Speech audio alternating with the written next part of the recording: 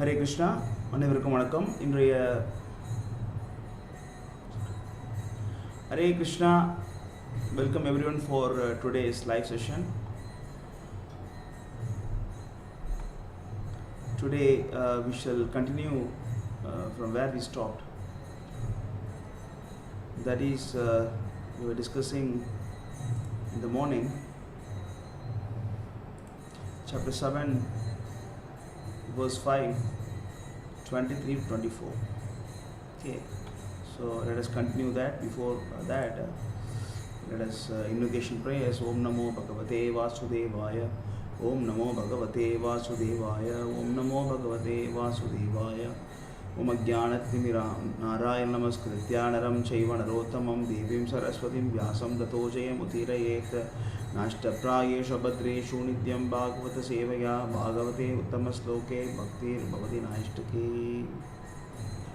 Om Ajnanatimirandasya Jnananjana Shalakaya Sakshurunmilitam Mena Tasmai Shri Gurave Namaha Shri Chaitanya Manobhishtam Sthapitam Yena Bhutale Swayam Rupakadhamahyam Dadadi Swapadantikam Vandeham Shri Guru Shri Uttapatakamalam Shri Gurun Vaishnavam Cha Shri Rupam Sagrajadam Sarvaguna Tam Sajivam Sadvaitam Savadudam Varajana Zagitam Krishna Chaitanya Devam Shri Radha Krishna Padhan Salalita Shri Vishakan Vitam Cha E Krishna Karuna Sindhu Deenabandhu Jagatpate Gopisha Gopika Ganta Radha Ganta Namostude Taptakanchana Gaurangi Radhe Vrindavaneshwari Rishabhanusute Devi Pranamami Hari Priye Vancha Kalpatarubhyascha Kripa Sindhubhage Vacha Patitanam Pavanebhyo Vaishnavebhyo Namo Namaha Namo Vishnu Padaya Krishna Preshtaya Bhutale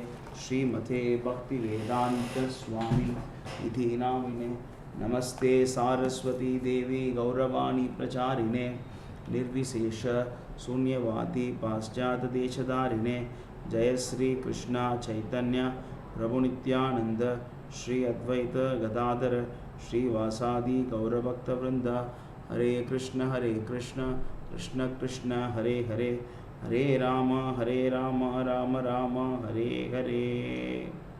Hare Krishna. Thank you very much again for coming for today's session.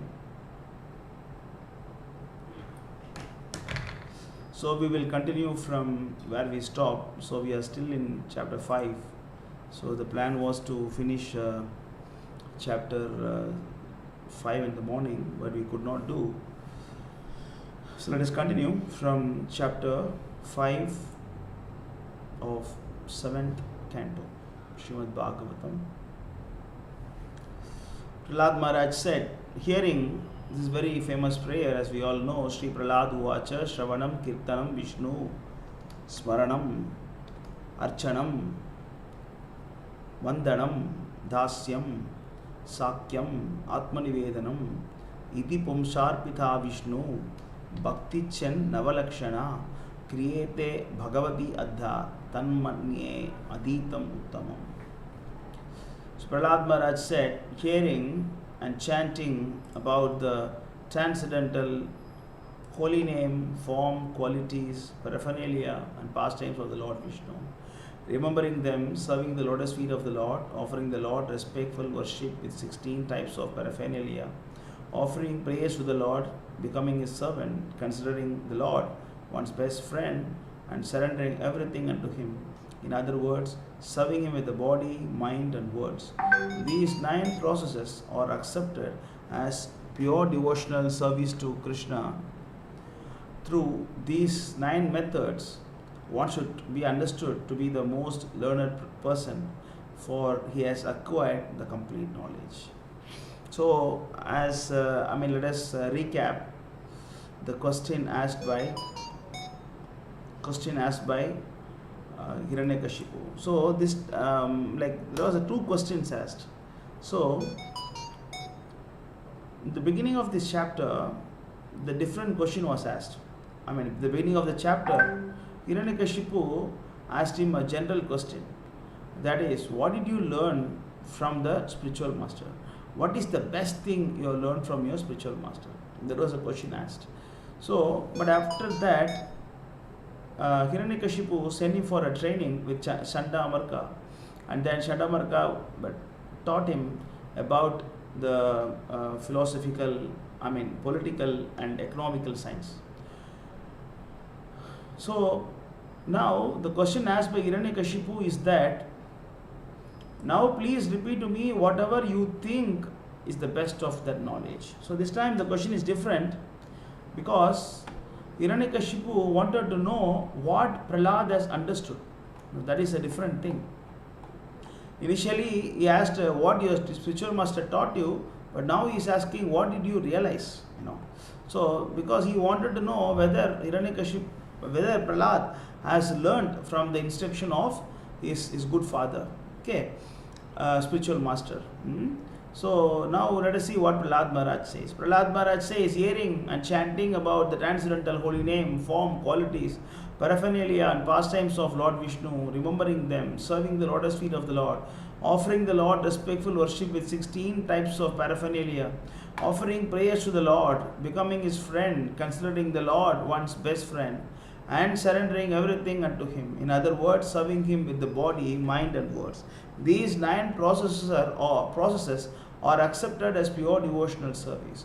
One who has dedicated his life to the service of Krishna through these 9 methods should be understood to be the most learned person, for he has acquired complete knowledge. Okay, so now we may be wondering, the question asked to Prahlad Maharaj was, what is the best thing that you think according to what you learn? But we can ask the question that these things are not taught by Chandamarka to Prahlad Maharaj, and from where did he get this knowledge? And Prahlad and Hiranyakashipu clearly is saying that for so long, for so much time, you have heard many things from your teachers. So, you heard so many things from your teachers, but now you tell me what is the best of that knowledge. So we may be wondering, where did Chandamarka teach all these things? Because in the question of Hiranyakashipu, he did not mention Chandamarka, but he just mentioned the teachers. And Prahlad has 2 teachers. One is a spiritual master, pure devotee of the Lord, that is Sri Narada Muni. And then we have this the sons of Shukracharya, and who always worry about the things related to Shukra. Shukra means the semen, things associated with the semen, that is actually the house, and then wife and children. So that is what explained by Rishabhadev in Śrīmad Bhāgavatam 5th Canto, 5th chapter, 8th verse. Pumsa striya mithuni bhavametat tayor brito hridaya grantahu atah graha ksheta suta apta vittair janasya mohoyam mahamameti. So this is the calculation of the Shukracharya, Mamsa. Those are coming from those who are always meditating on things related to Shukra, demon, Sukra, they always think about this. The attraction between male and female is the basic principle of material existence. On the basis of this misconception, which ties together the hearts of the male and female, one becomes attracted to his body, home, property, children, relatives, and wealth. In this way, one increases life's illusion and thinks in terms of I and mine. You see here, I and mine, there are 2 things. One is ahankara and mamakara. Ahankara means things related to I, and mamakara means things related to mine. So this I and mine is actually the basic things that ties the soul with the material world. That is why these people who are addicted to the teachings of Shukracharya, or people like Shukracharya, they always teach things about the material consciousness. So Chandamarka, they were teaching the material knowledge, and whereas Prahlad Maharaj Narada Muni taught about the spiritual knowledge. Being a devotee of the Lord Krishna, he was not interested in the education taught by Shandamarka. So when Hiranyakashipu asked the question, what do you think is the best that you learned from your teachers?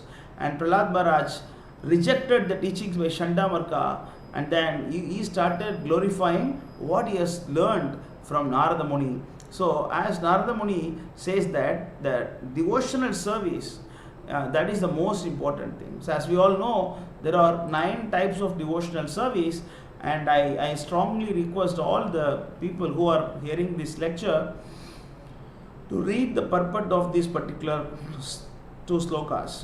This is the particular, this purport is very long. Prabhupada clearly gives the like a brief description of the 9 process of devotional service, that is Shravanam, Kirtanam, Vishnu Sparanam, Marchanam, Mandanam, Dasyam, Sakyam. So I just request all of you to go through this, so that you will understand more about that. And the devotional service starts with the tongue. You see, there is a very famous sloka that Sevan Mukehi Jihvadav. So the service starts from the tongue, because that using the tongue only we can chant the holy name of the Lord, or we can glorify the Lord, right? Shravane Parikshit, that sloka also goes like that.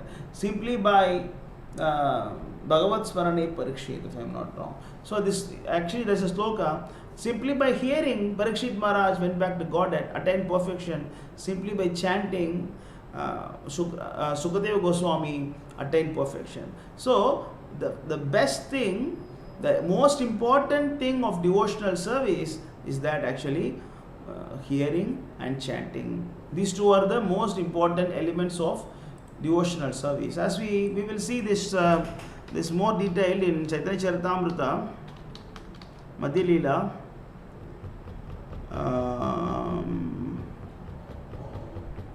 that is Madhya Lila, what is that? Sloka number 151. Which chapter it is? 21. Let me go through this. So there actually Chaitanya Mahaprabhu himself, and he clearly says that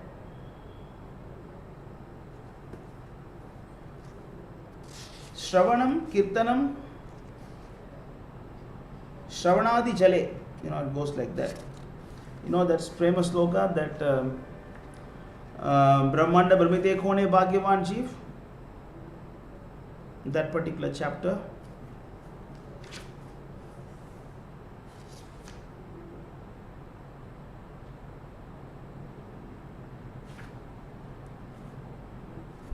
If you know the particular chapter, maybe you can send in the chat. Yeah, this is actually 19, correct. Sorry, I forgot. 19th chapter, correct. 19th chapter, verse number 151.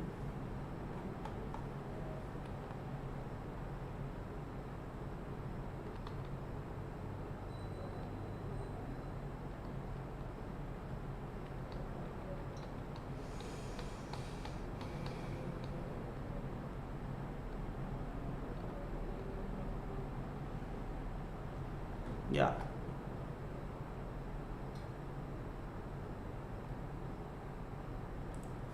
One 154.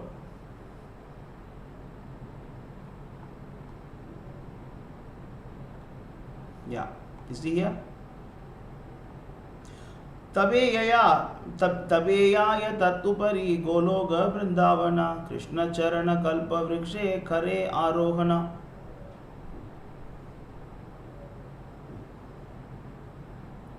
Being situated in one's heart and being watered by Shravana and Kirtana, the Bhakti creeper grows more and more. In this way, it attains the shelter of the desire tree of the lotus feet of Krishna, who is eternally situated in the planet known as Goloka Vrindavana, in the topmost region of the spiritual sky. See, if you want to grow the Bhakti plant, and you have to water your Bhakti plant with Shravana, Kirtana. This is actually the water. So if you want to grow a plant, you have to water the plant. And what is that? What is the water? That is Shravana and Kirtana, hearing and chanting. These two are the water. So out of all the devotional services, of course, this is very deep topic. Deep subject. We are not going to discuss all about it since we don't have so much time. But let us understand the important thing that out of all this devotional process, and hearing and chanting, these two are most important thing. After hearing these words of devotional service from the mouth of his son Prahlad, Hiranyakashipu was extremely angry. His lips trembling, he spoke as follows to the Chanda, the son of Guru Shukracharya. So Prahlad Maharaj, when he spoke like that, Hiranyakashipu was not happy. O unqualified, most heinous son of a Brahmana, you have disobeyed my order and taken shelter of the party of my enemies. You have taught this poor boy about devotional service. What is this nonsense? In due course of time, various types of diseases are manifest in those who are sinful. Similarly, in this world, there are many deceptive friends in the false gods. But eventually, because of their false behavior, their actual enmity becomes manifest. You see, you have to understand one thing, that a person like Krishna, supreme pure devotees or Krishna, they have no enemies, because they are always in transcendental position. Whereas people like Hiranyakashipu, even if they obtain the entire planetary system, they are always very careful about enemies, and then they are always careful about the friend who is in the garb of enemies. Like there are two things they say, that it is better to it's better to always watch out the activities of enemies. If you want to be successful in the material world, rather than watching your friends, you must watch your enemies, so that materially you can be safe and successful. So materially engrossed people, they always looking out for enemies, and then because their position is actually flickering, anytime they can fall down, because we are actually, our original position is Krishnera Nitya Dasa. We are eternal servant of Krishna, but we are trying to become master. It is just like you are trying to stand on the head, right? And that is very artificial. This is unnatural. That is why even Krishna is explaining this material world, comparing to an inverted banyan tree.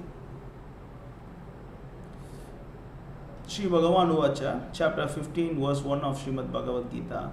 The Supreme Personality of Godhead said, it is said that there is an imperishable banyan tree that has its roots upward and its branches down, and whose leaves are the Vedic hymns, and who knows this tree is the knower of the Vedas. So there is no such tree with a root on the top and then branches at the down.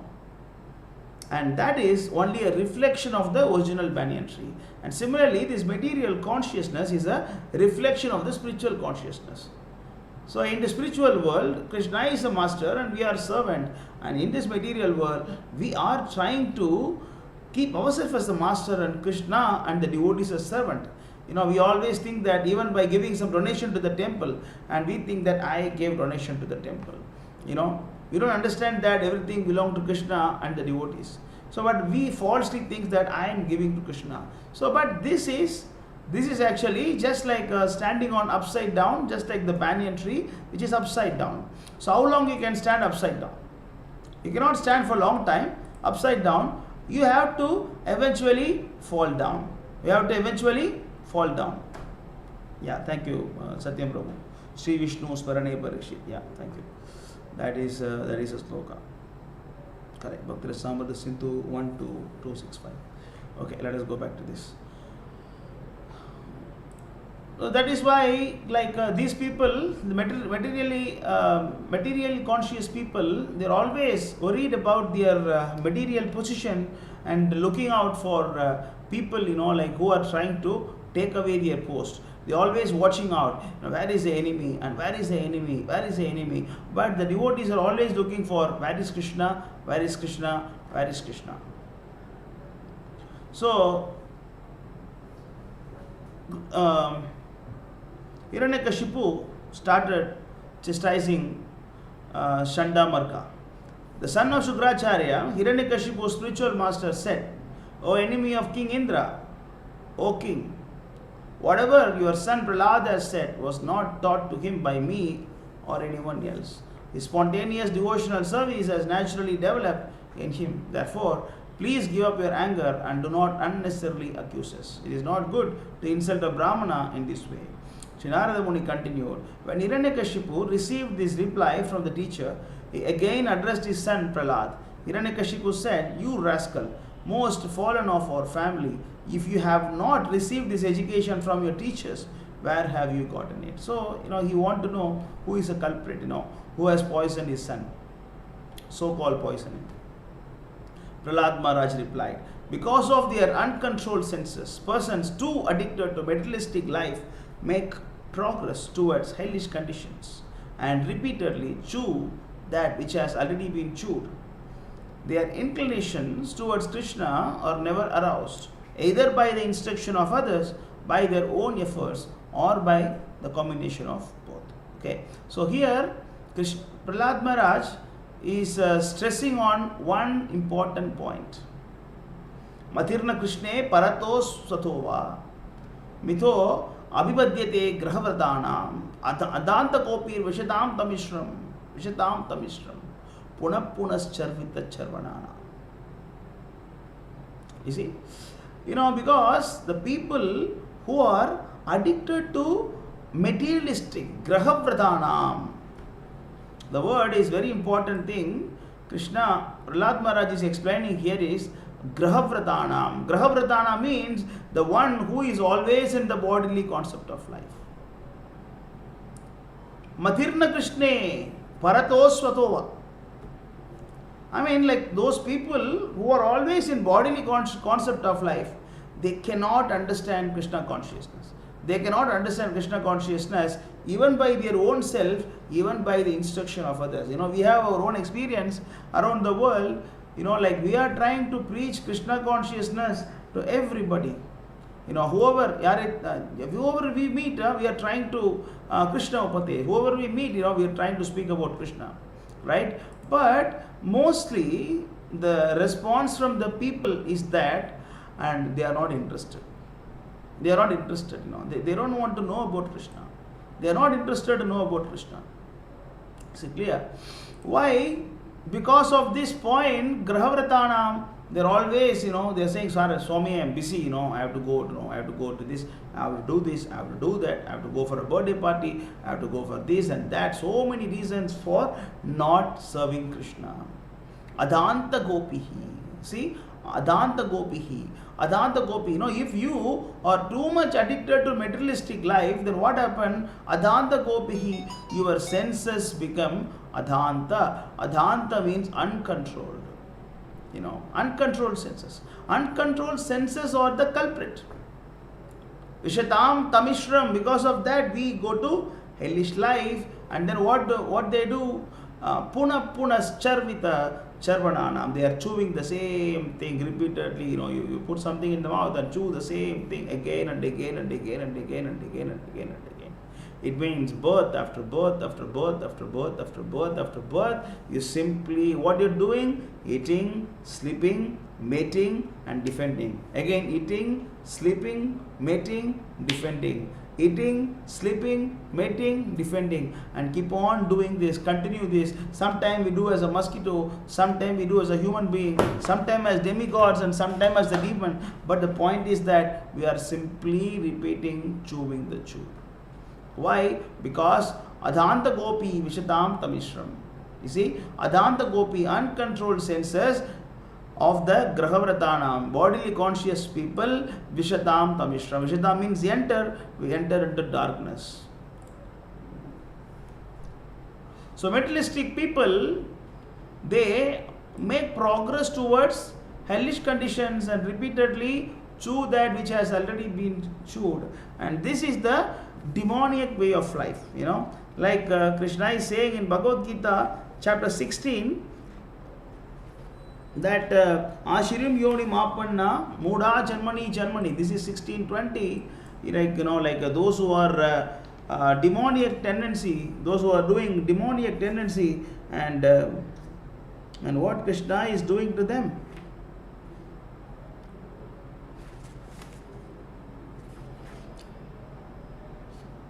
You can see here.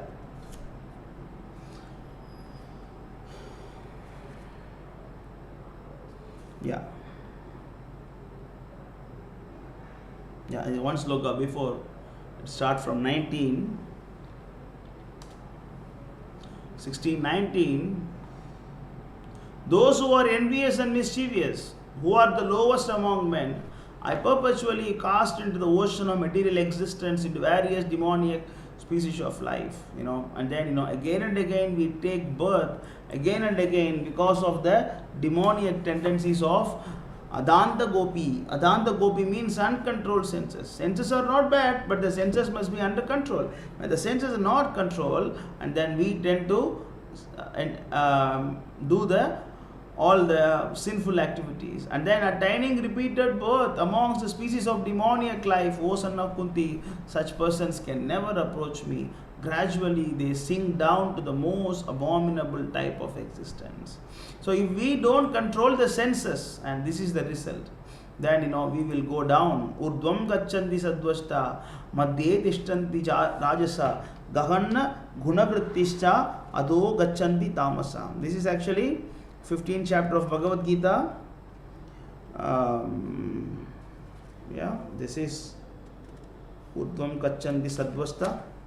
What is this number? Anybody knows? You can share here. I think 14th chapter. 1418.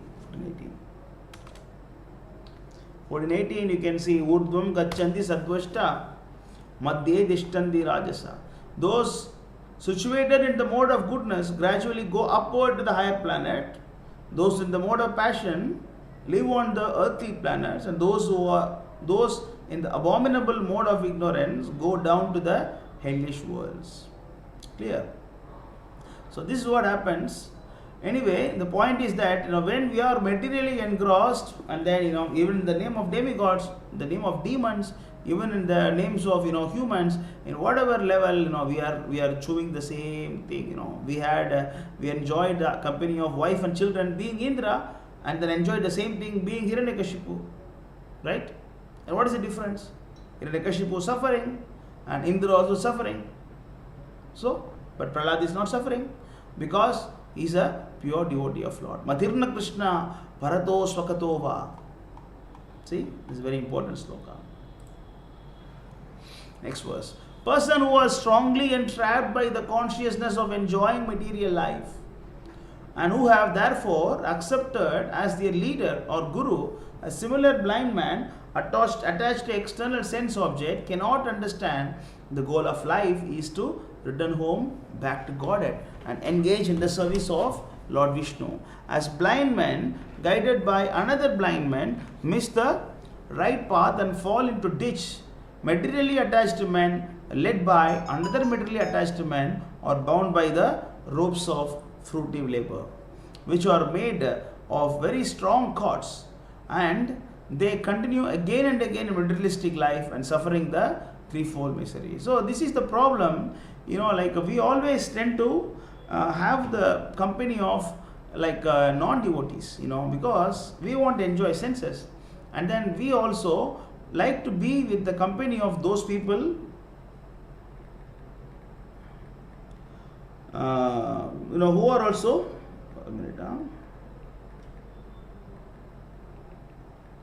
those who are also advise us in the same way. Clear? That is why this word is very important. This sloka is very important. Rathe vidu swartha kadimhi Vishnu. The important word is Antayatarnda upaniyamana. Antayatarnda upaniyamana means a blind leading another blind man. Andaha means a person who are blind. Antayata, just like that. Andahi, by another blind man. Upaniyamanaha, being led. Just like one blind man, he is leading another blind man. What will happen? And both of them actually fall down, and then both of them, they will go to the darkest region, and then they will suffer. Similarly, Nathe Viduhu Swarta Gadimhi Vishnu. And these people, those who are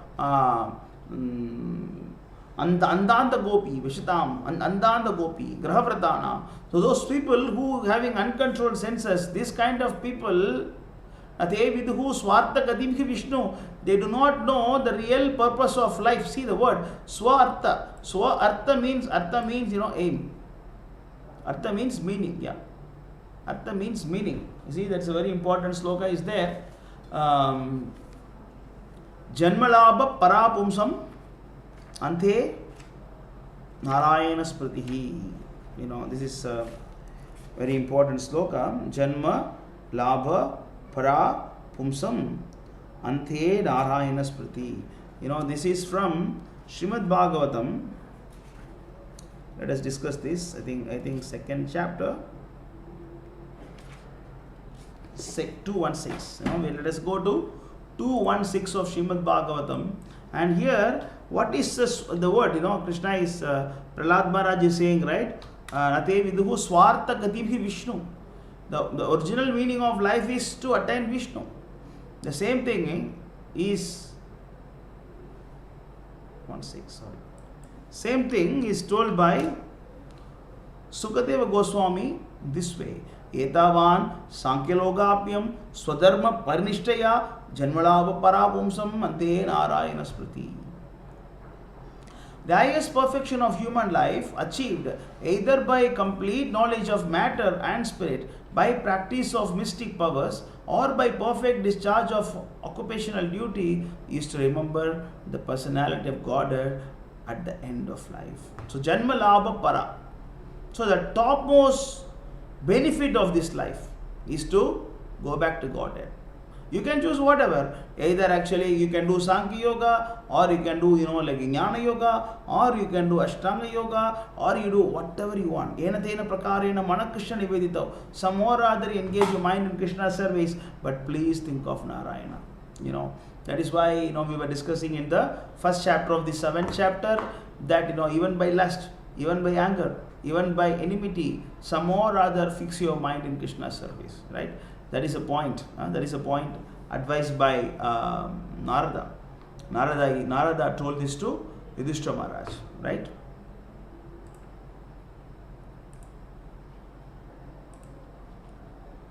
Okay.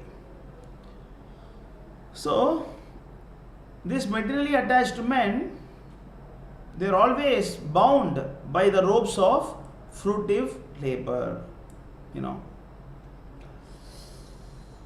We are always bound, right? That is explained in Bhagavad Gita, chapter 3, verse number 9. Jnartat karmano anyatra lokoyam karmabandhanaha tadartam karma kaunteya mukta sanga samacharaha. Work done as sacrifice for Vishnu has to be performed, otherwise work causes bondage in this material world. Therefore, O son of Kunti, perform your prescribed duties for his satisfaction, and in that way you will always remain free from bondage. You see here? But materially attached men, they are bound by the ropes of fruitive labor. That is why that guna, the meaning of the word guna is rope. We are all bound by the 3 ropes: the rope of Saddugun, the rope of Rajogun, the rope of Tamogun. Right? The Saddugun is yellow color, and Rajogun is red color, and Tamogun is actually blue color. These three are the gunas that are always binding us. Very strong. So Ateviduhu Swartha Kadimhi Vishnu. So the one who is always engaged in enjoying the uncontrolled senses, they don't know the purpose of life. In this way, they glide down to the material consciousness of life, completely, attacked by the strong ropes of the material nature, and then they glide down down towards the hellish condition of life. Then what is solution? What is solution? Yeah, we have actually uncontrolled senses. Yeah, even I have, and you have. Any of you can have. But what is the solution? Prahlad Maharaj not only telling the problem, he is also giving the solution. Unless they smear upon their bodies the dust of the lotus feet of a Vaishnava, completely freed from material contamination, persons very much inclined toward materialistic life cannot be attracted to the lotus feet of the Lord, who is glorified for his uncommon activities. Only by becoming Krishna conscious and taking shelter at the lotus feet of the Lord, in this way one can be freed from material contamination.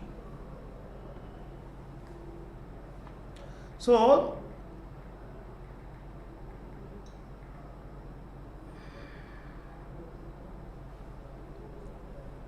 if you want to get rid of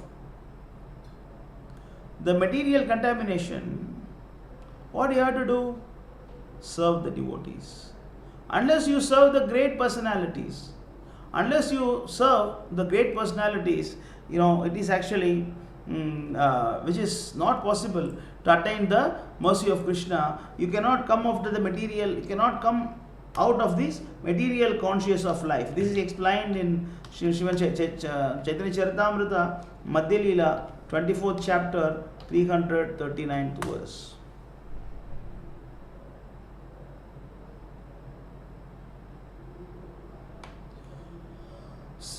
Okay, you should describe the symptoms of a devotee, how to associate with devotee, how to satisfy a devotee by rendering service, and how to give up the association of non-devotees.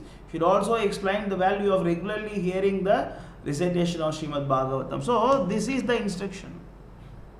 This is the task given to a preacher. That is why the devotees are always busy in describing the symptoms of a devotee.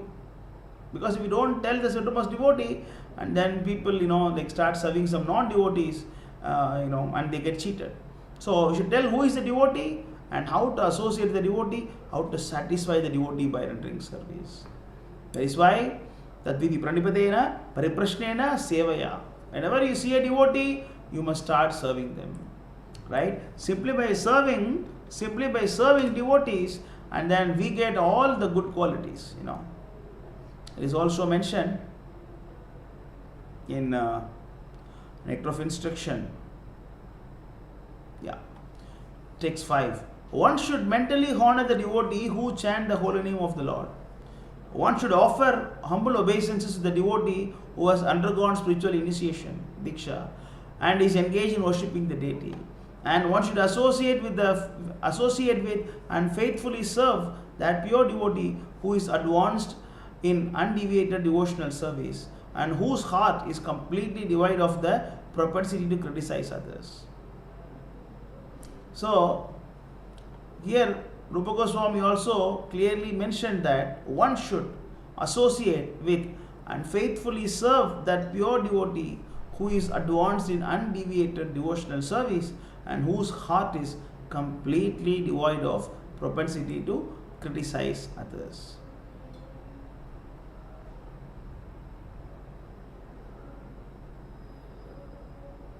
Clear? So this is what Prahlad Maharaj is also explaining, that one must smear the whole body with the dust of the lotus feet. Naishram madhistavat. So this is here is explaining that spirshati means apply your body, the sand or the dust of the pure devotees. After Prahlad Maharaj has spoken in this way and become silent, Hiranyakashipu, blinded by anger, threw him off his lap and onto the ground. Indignant and angry, his reddish eyes like molten copper, Hiranyakashipu said to his servants, "Oh demons, take this boy away from me. He deserves to be killed. Kill him as soon as possible. This boy Prahlad is the killer of my brother, for he has given up his family to engage in devotional service of the enemy, Lord Vishnu, like a menial servant." Although Prahlad is only 5 years old, even at this young age, he has given up his affectionate relationship with his father and mother. Therefore, he is certainly untrustworthy Indeed, it is not at all believable that he will behave well. It is not at all believable that he will behave well toward Vishnu. This is the glory of devotional service. This is the glory of devotional service, like by serving Lord Krishna, even a Chandala can be liberated. We can see the Jagai Madai. Tarashaki Jagai Madai. That sloka, Narottam Das Thakur. Can you, if anybody knows, you can put that song. Tarashaki Jagai Madai. The example is Jagai and Madai. It goes like that. I'm not able to remember the particular first line of the song now. Anybody remember? You can quote here. So Jagai and Madai are the witness. Because just like Jagai and Madai, and they got delivered. And even a Chandalas can be delivered. You can see Mrigari, and then you can see Ajamila, and people like them. They got detachment simply by serving serving the Lord Vishnu and taking up devotional service. Prahlad is only 5 years old, but in 5 years old, and then he has no attachment for his father and mother. And Dhruva Maharaj is also 6 years old. After seeing Narayan, and he has completely lost even the attachment for anything and everything. And he said, what? I was looking for broken glasses, but now I found the valuable jewels. Right? Next verse. Although a medicinal herb, being born in the forest, does not belong to the same category as a man, if identical, it is kept very carefully. Similarly, if someone outside one's family is favorable, he should be given protection like a son. On the other hand, if a limb of one's body is poisoned by disease, it must be amputated so that the rest of the family may live happily. Similarly, even one's own son, if unfavorable, must be rejected, although born of one's own body. Yeah, this is good point. Like, if we take in a proper way, we should not see in the Hiranyakashipu's perspective, but we have to see in the spiritual perspective. That is what one of the division of surrender, anukulasa sankalpa, pratikulasa varjanam. So if something is unfavorable, you should be rejected, should be ready to reject that particular thing. Just as uncontrolled senses are the enemies of all the yogis engaged in advancing spiritual life, this Prahlad, who appears to be friend, is an enemy because I cannot control him. Therefore, this enemy, whether eating, sitting or sleeping, must be killed by all means. Yeah. Prahlad is his son, but he cannot control him. If you cannot control the senses will become your enemies. Indriyani paranyaho, indriyabhyo param manaha, manasastu paro buddhi. So, Indriyani is actually said to be the topmost, but of course, more than that is mind, and then intelligence, and then the soul. Clear? The demons, Rakshasas, the servant of Hiranyakashipu, thus began striking the tender parts of Prahlad Maharaj's body with their tridents. The demons all had fearful faces, sharp teeth, and reddish, coppery beards and hair. And they appeared extremely threatening, making tumultuous sound, shouting, chop him up, pierce him. They began striking Prahlad Maharaj, who sat silently, meditating upon the Supreme Personality of Godhead. So this is a difference. And the demons are always agitated, but Prahlad Maharaj, even though he was attacked, he was silent. Because he was simply depending on the mercy of the Lord. So, as we always discuss, spiritual life is all about to stop the further action. Every action has its reaction, right? That is called karma. I do one karma, and then for that karma, I am getting a reaction. That is called pious and sinful reactions. Suppose I do good, I get good result. If I do bad, I get bad result. But we have to understand that because of that results, and I tend to do further karma. And that will give further reactions. So the action-reaction cycle is always going on. That is why Krishna is telling in Bhagavad Gita, chapter 15, verse number, I think 3 and 4, if I am not wrong. Let us go to this verse. How to handle with the material world? How to handle with this material world is that, you have to see that the real form of this tree cannot be perceived in this world. No one can understand where it ends, where it begins, or where its foundation is.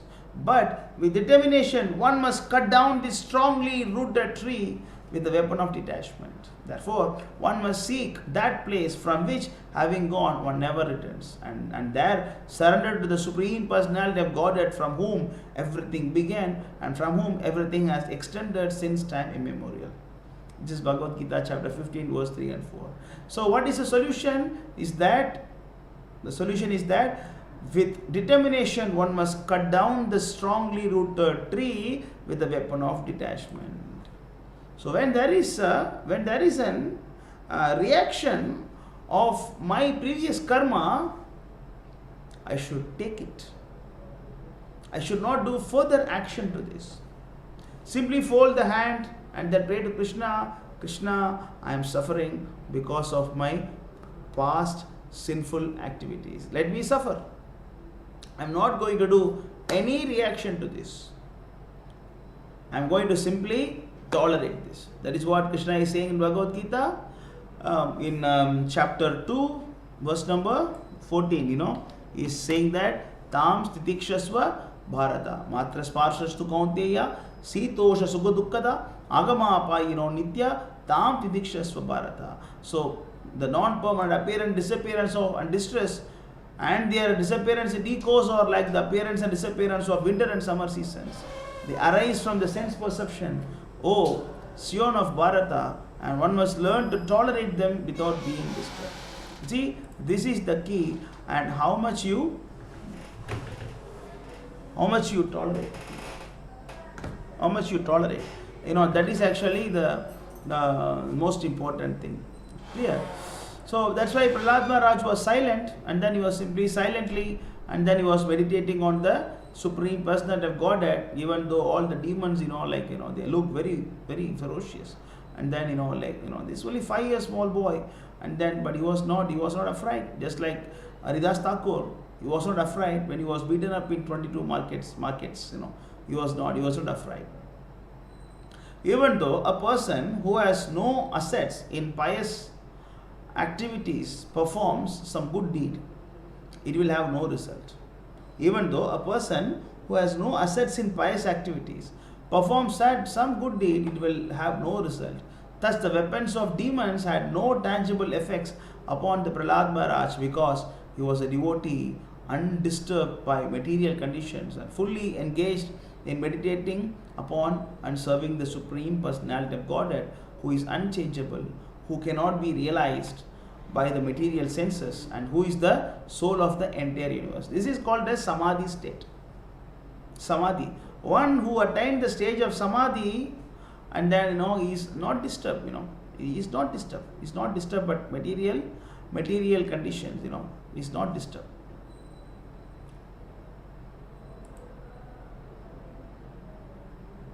Yeah. Subramanya Prabhu, we can put the whole paragraph.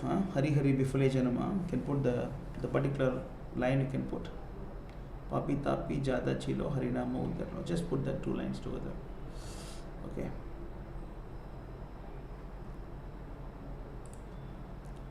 My dear Yudhishthira, my dear King Yudhishthira, when all the attempts of the demons to kill Prahlad Maharaj was futile, the king of the demons, Hiranyakashipu, being most fearful, began contriving other demons to kill him. He tried, but he cannot kill, because he is always protected by Narayana. Hiranyakashipu could not kill his son by throwing him beneath the foot of the big elephants, throwing him among huge fearful snakes, employing destructive spells, hurling him from the top of a hill, conjuring up illusory tricks, administering poison, starving him, exposing him to severe cold, winds, fire, and water, or throwing heavy stones to crush him. When Hiranyakashipu found that he could not in any way harm Prahlad, who was completely sinless, he was in great anxiety about what to do next. He tried his level best, but he could not do anything. That is called as Rake Krishna Mareke and Mare Krishna Rakeke. If Krishna wants to protect someone, how can someone destroy him? On contrary, if Krishna wants to destroy someone, who can kill him?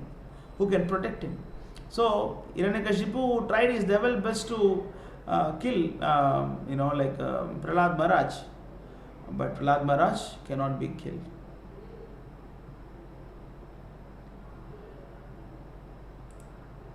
Okay. Hiranyakashipu thought, I have used many ill names in chastising this boy Prahlad, and I have devised many means of killing him. But despite all my endeavors, he could not be killed. Indeed, he saved himself by his own powers without being affected in the least by these treacheries and abominable actions. Although he is very near to me and is merely a child, he is situated in complete fearlessness. He resembles a dog's curved tail which can never be straightened, because he never forgets my misbehavior and his connection with his master Lord Vishnu. I can see that this boy's strength is unlimited, for he has not feared any of my punishments. He appears immortal. Therefore, because of my enmity towards him, I shall die. Or maybe this will not take place. You see here? This is very important, very interesting point to note here. Hiranyakashipu has undergone a severe austerity. What kind of austerity he was going through? He was doing tapasya without even drinking a drop of water for 100 celestial years. That is, in our calculation, I think it is 36,000 years, if I am not wrong. So, because one day of celestial year is 6 months for us, 12 months for us. So, if we calculate like that, our 360 years is 1 year for them. So 100 times 360 is 36,000 years in our calculation. He was doing austerity without even drinking water. And then what did he try to attain? He wanted to become immortal. Amrita. He wanted to become, Amrita. But Brahma said, no, I cannot give you this. But then indirectly, Prahlad Maharaj was, Hiranyakashipu was asking something and Brahma granted. And he thought he's immortal, but with his own mouth, he is glorifying his son as Amaraha. See? So who is intelligent now? He is only 5 years old boy. He was not doing austerity for 36,000 years. And what he was doing, he was always, keeping his mouth busy in chanting the name of Narayana. Narayana, Om Namo Narayana. He was always chanting the glories of the Lord. That is why he has become Aprameya. Now, Aprameya is actually the Lord Krishna's names also, unlimited. Aprameya, Anubhavaha. I am this. Akutashbhaya. Akutabhaya means where is a fear? Akuta means where? Akutabhaya. Akutabhaya means actually there is no fear. He has no fear. And thus he has become Amaraha. Etad virodena, because of going against him, Mrityu me bhavitaha, I will die. He is immortal. I think this boy is going to kill me. This is what he is trying to say. Hiranyakashipu is trying to say that this boy who is immortal, and because of him, I am going to die. Because I am envious of him, I am going to die. See, Hiranyakashipu is not a fool, And he is accepting this. And he is bewildered. Or maybe this will not take place. Then he got bewildered. Is clear? And that is why the devotee is immortal. You have to understand, Devotee is immortal. Devotee has no death. That is why, like like Bhaktivinoda Thakur says, what he reasons he who reasons ill. It goes like that. He said that anyone who says the Vaishnava is dead, like is something wrong in his head. That is what Bhaktivinoda Thakur says. Vaishnava will never die. Vaishnava never dies. Clear? Thinking in this way, the king of Daityas, morose and bereft of bodily luster, remained silent with his face downwards. It means he got defeated. He got defeated, he got the power from Brahma that he is undefeatable. That is one of the benediction given by Brahma. You can see that. I think it is seventh canto, the end of the 4th chapter. I think it will take time if I go and show you that verse. Maybe we'll try once. If it comes, it is good. I think 3rd chapter. Sorry, 3rd chapter. Right. End of 3rd chapter.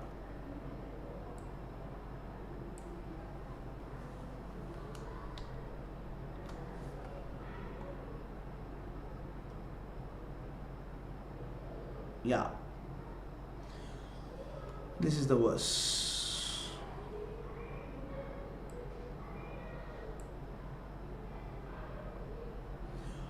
Brahma, Hiranyakashipu is asking Brahma, grant me that I not meet death from any entity, living or non-moving. Grant me further that I not to be killed by any demigod or demon or by any great snake from the lower planets.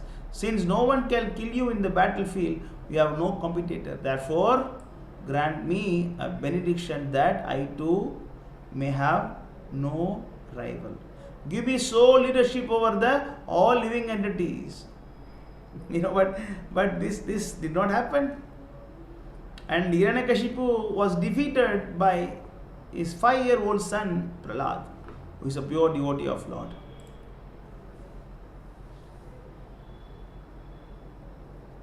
So he's face downward. Face downward means he accepted his defeat.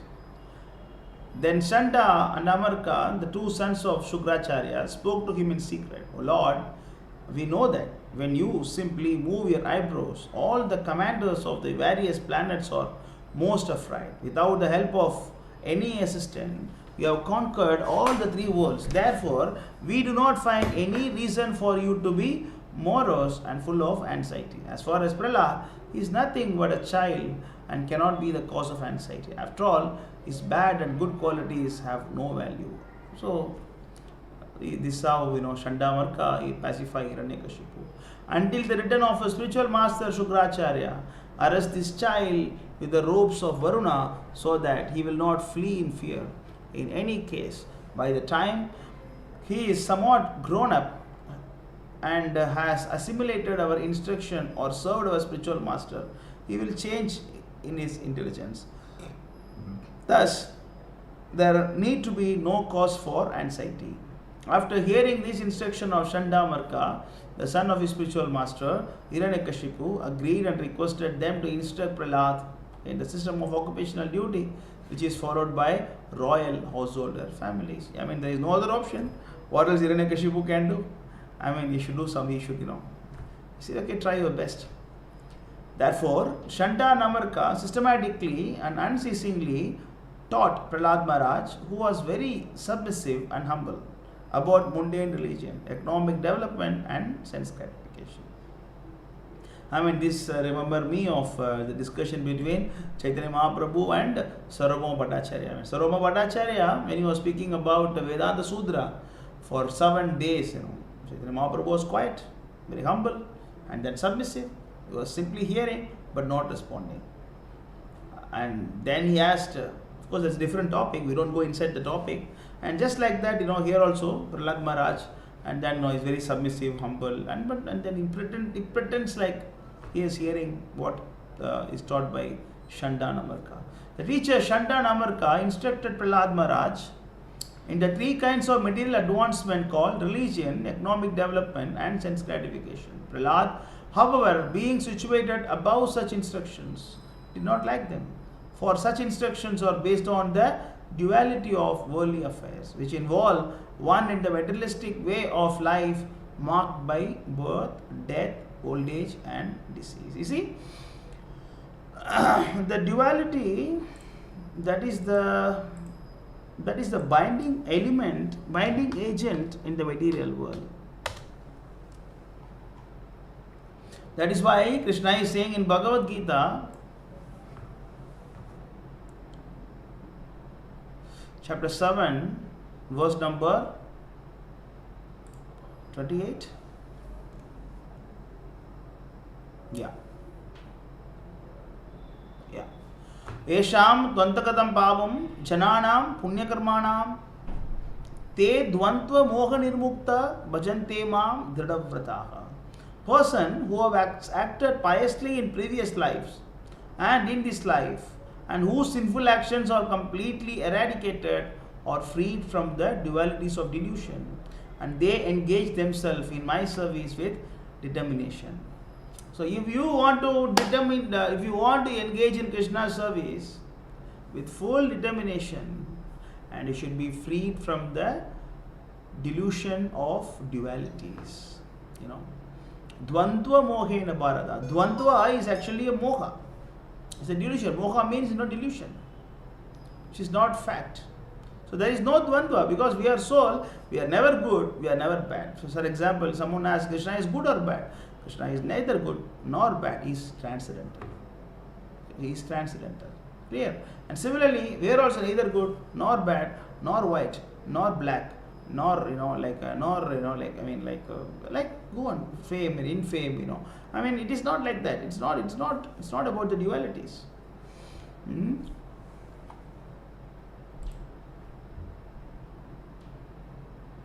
That is why Prahlad rejected the education taught by Chandamarka, because all the educations are based on duality of worldly affairs. He is my enemy, he is my friend, how to handle this. This is the science that Prahlad was not interested, since he is a pure devotee of the Lord. When the teachers went home to attend their household affairs,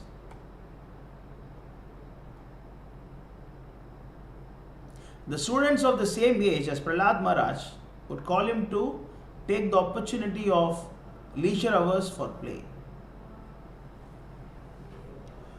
Prahlad Maharaj, who was truly the supreme learned person, then addressed his class friends in very sweet language. Smiling, he began to teach them about the uselessness of the material way of life. Being very kind to them, he instructed them as follows. The devotees should be always waiting for the opportunity to preach. Should always wait for the opportunity to preach. Whenever you get opportunity, you preach. His friends, when the teachers were not there, they thought it is a leisure hour. They thought it's okay, now I am free, I can play. But Prahlad Maharaj thought, no, this is the time I can speak to them about Krishna. Because the Shanda and Amarka, they are always glorifying Hiranyakashipu, and then they are always wasting their time in teaching the science of Dharma, Artha, Kama, no moksha. Let us teach the boys about detachment. Let us teach the boys about how disgusting this material way of life is. Being very kind to them, he instructed them as follows. My dear King Yudhishthira, all the children were very much affectionate and respectful to Prahlad Maharaj. And because of their tender age, they were not so polluted by the instructions and actions of their teachers, who were attached to condemned duality and bodily comfort. Thus, the boys surrounded Prahlad Maharaj, giving up their playthings and sat down to hear him. Their hearts and eyes being fixed upon him, they looked at him with great earnestness. Prahlad Maharaj, although born in demon family, was an exalted devotee, and he desired their welfare. Thus, he began instructing them about the futility of materialistic life. That is why our spiritual master, His Divine Grace, Abhay Charanaravinda Bhaktivedanta Swami Prabhupada, and then he has called Krishna consciousness as a dormant. It is dormant. It is within us. Krishna consciousness is not something that comes from outside. It is within us. the attachment to Krishna is within us.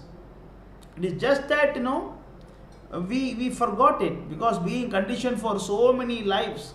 We got conditioned to this particular bodily consciousness of life for so many lives, and because of that, we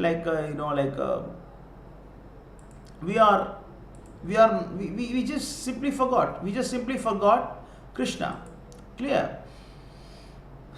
So, when someone reminds us about Krishna or Krishna consciousness, naturally our attachment increases. We tend to hear, even though these children, okay, I'm not talking about Prahlad Maharaj, look at all the children, they are from demoniac background. And when Prahlad Maharaj spoke about devotional service, and they fixed their eyes on Prahlad Maharaj, and then they gave up the playthings and then started listening Prahlad Maharaj. Just like Prabhupada when he went to America, and then he was singing and dancing with all the hippies, and all the hippies simply by hearing the pure chanting of Prabhupada, and they all got purified. And then you can see the famous picture and video in Tom Kidston Square, and all of them taking something in the hand and then playing instruments and singing and then dancing and nodding their head. I mean, how is it possible? Just like Prahlad Maharaj attracted these hippies and made them happy, and similarly Prahlad Maharaj also attracted their friends and made them devotees of Vishnu.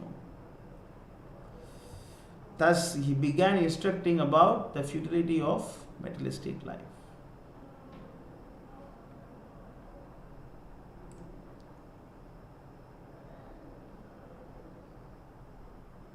I think we'll try to start this 6th chapter because we don't have so much time. Let us start. We'll go as much as possible, and then we'll stop when the time comes. We'll discuss this for some more time.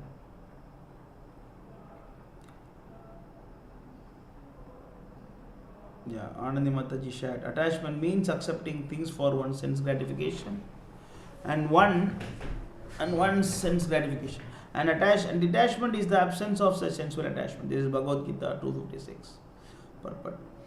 But one fixed in Krishna consciousness has neither attachment nor detachment because his life is dedicated in the service of the Lord. Yes.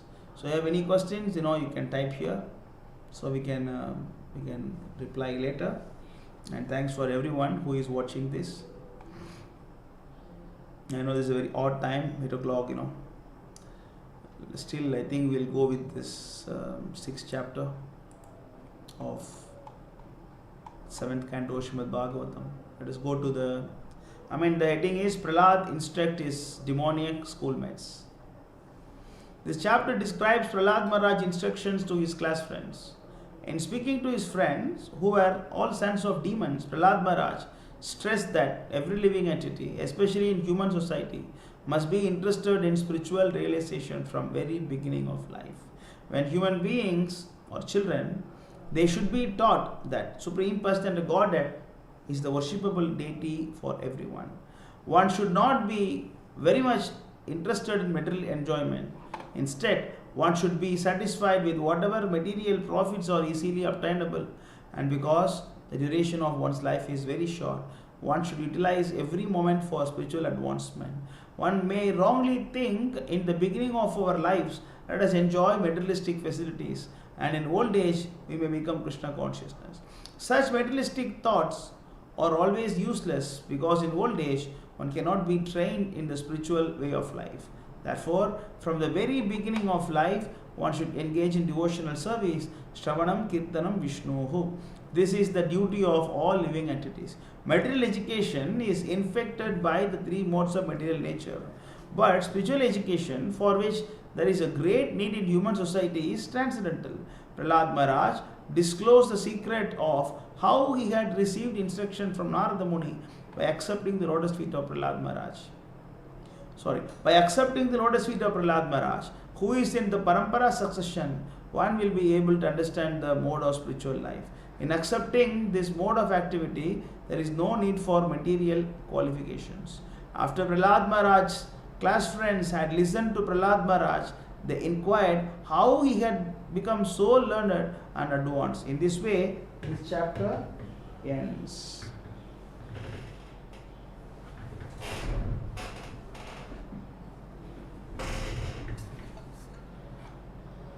Okay, let us go to the sloka 1. Let me take some water.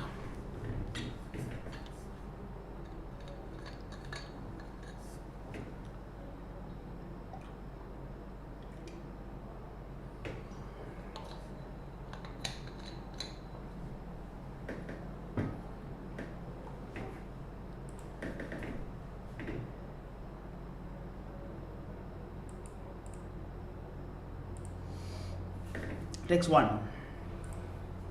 Prahlad Maharaj said, one who is sufficiently intelligent should use the human form of body from the very beginning of life.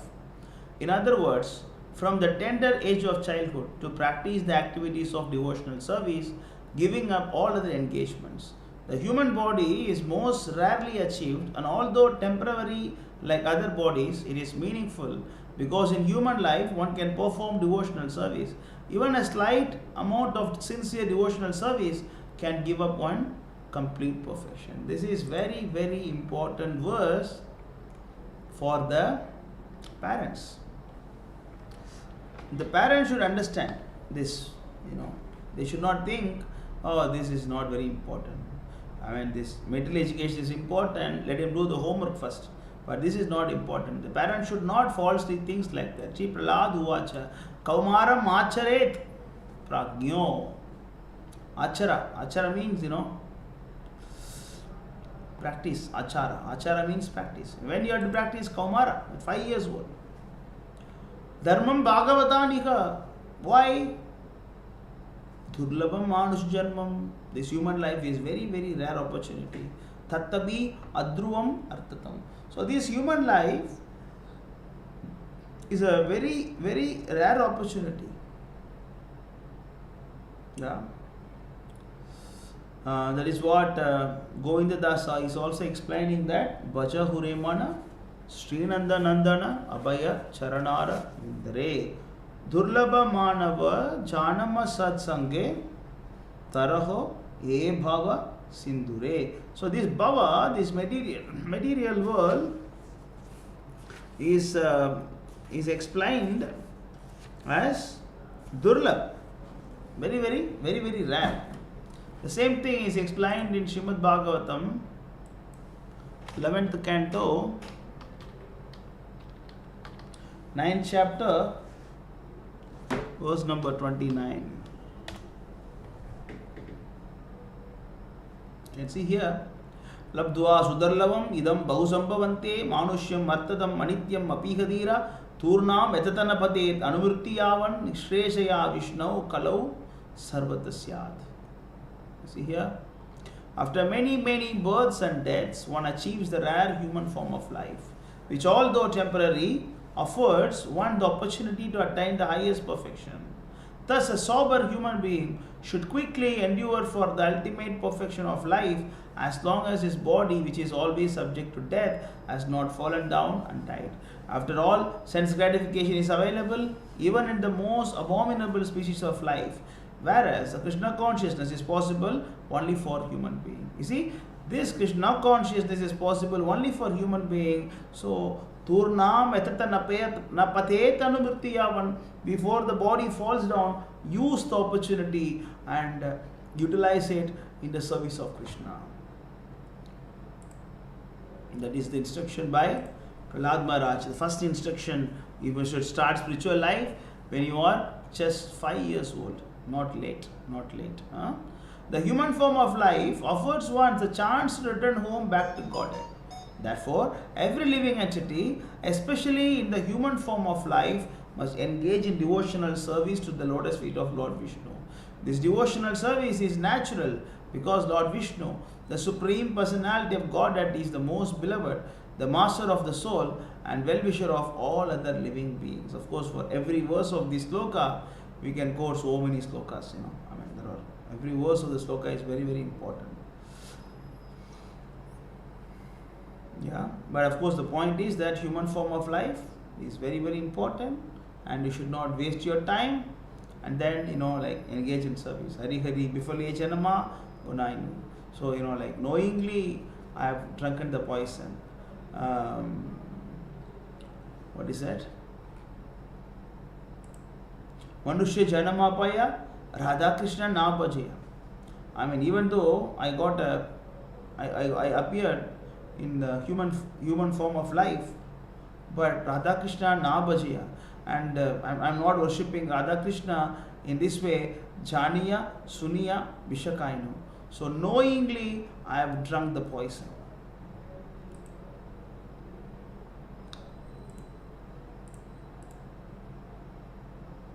Prahlad Maharaj continued, my dear friends, born of demoniac families, the happiness perceived with reference to the sense object by contact with the body can be obtained in any form of life. According to one's past fruitive activities, such happiness is automatically obtained without endeavor, just as we obtain distress. It's a very famous sloka, and you all may know this verse. So let us see the Sanskrit. Sukham atendriyakam daitya degayohena dehina sarvatra labhyate devar yathadukham ayatnataka. So this body is only a covering, but soul is actually eternal. The soul is always changing the body. So every living entity is happy and also in sorrow. But we, people of similar karma, we take birth in a similar background. For example, myself, my father, my mother and my brother, and then my wife and my daughter, we all share a similar karma. Not exactly same, but similar karma. That's why, we live together, and then we are going through a similar pious and sinful reactions, Like sometimes we are rich and sometimes we are poor, sometimes we are happy, sometimes we are sad. Apart from that, individually I am happy, but my wife is not happy. But when she is happy, I am not happy. So that is different. But the point is that we all change the body life after life until we catch the lotus feet of Krishna. M Ladwa. What is that? After attaining, you will not come back. Yadgatva nivartante tadhamam paramam. After going back, we don't come back until we go there, and we have to repeatedly go through this birth, death. This is called the cycle of samsara. This is actually cycle of samsara.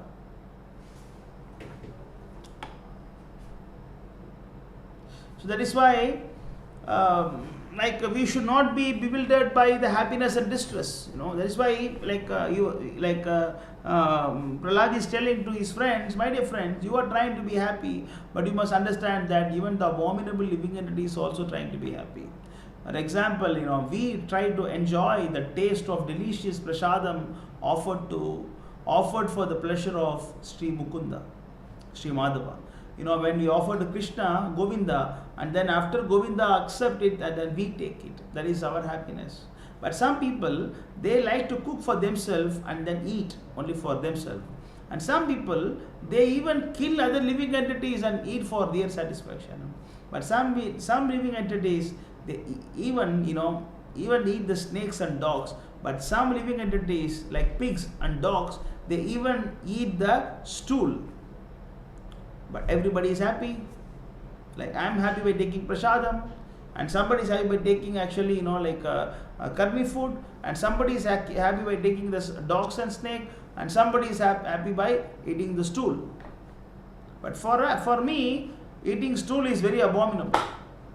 But for the pig, it doesn't care about the prasadam. It's clear.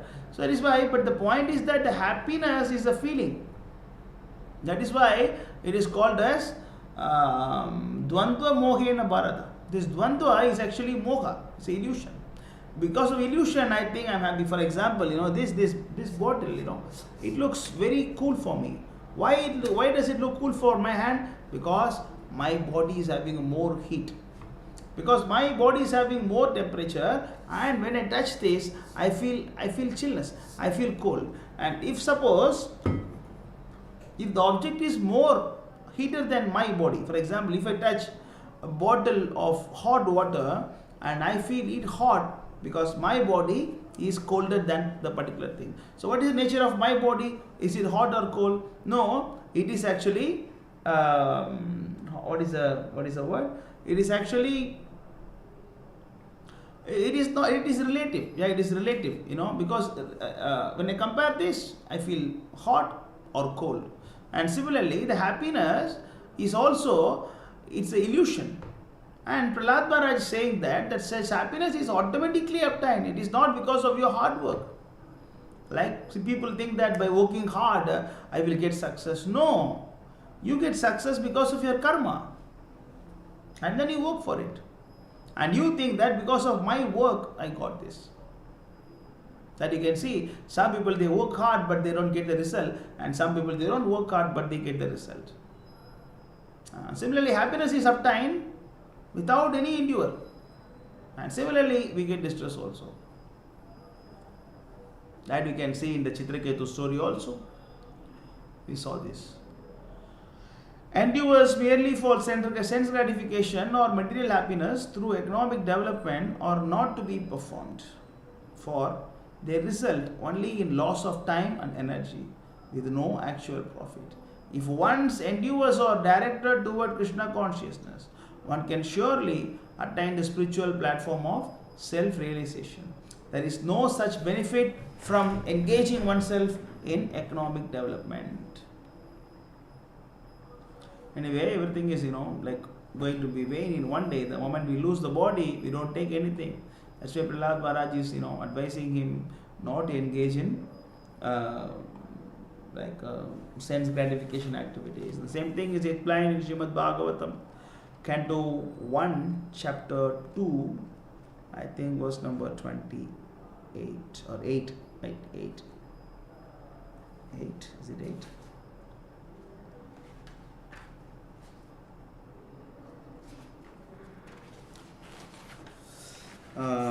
What is that verse? 2:10. Kamasya nandriya pritir labho jiveta yavataha जीवस्य तत्व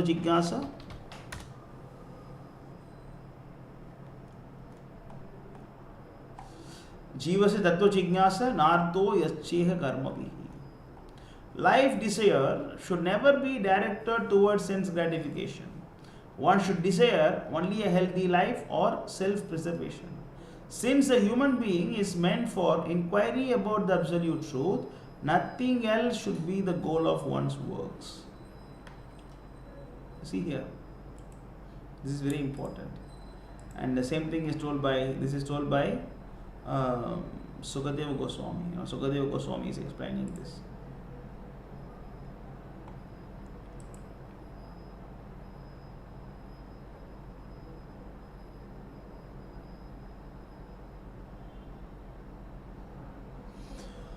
Therefore, while in material existence, Bhavamāśritaha, a person fully competent to distinguish wrong from right, must endeavor to achieve the highest goal of life as long as the body is stout and strong and is not embraced by dwindling. Yeah, this is a problem. When we are youthful and we don't care about Krishna, and we take it for granted. Even when you are living in the temple, we don't make use of the devotional service that is engaged there, because we have seen some devotees, they will stay in the temple but they don't come for Mangala Harati, they don't come for the classes, but of course they will come for Prasadam, and then they Prasadam time they will come, but they don't come for the class. Why is it? Because very busy, I cannot come for the class.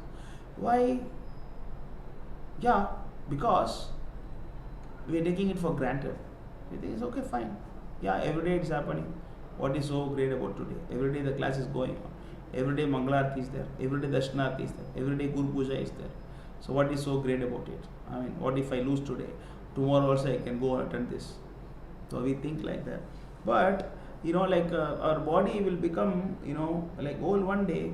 And if you don't develop Krishna consciousness by then you have to take another life. That's why Prahlad Maharaj is saying that highest goal of life,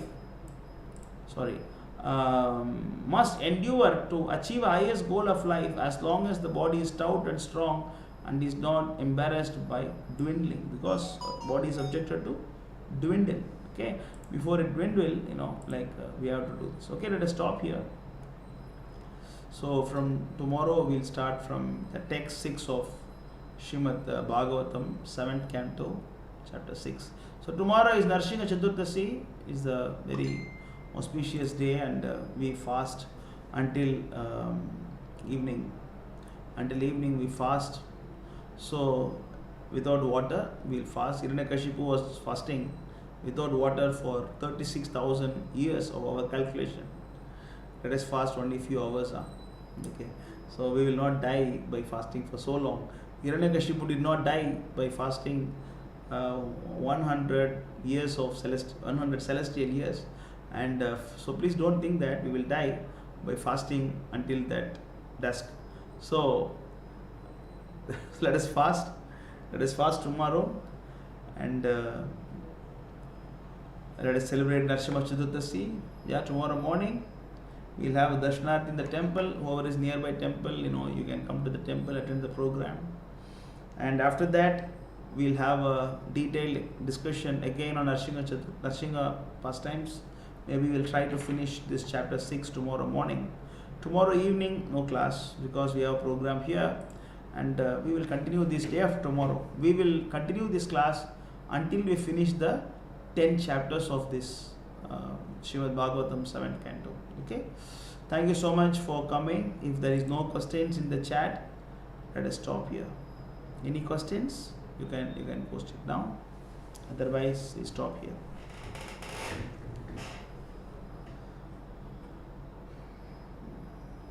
Śrīmad Bhagavad Gita की जाए, श्रीमद् भागवतम की जाए, जय गौर प्रेमानंदी, हरि हरि बोल, हरे कृष्णा, जय प्रभुपाद।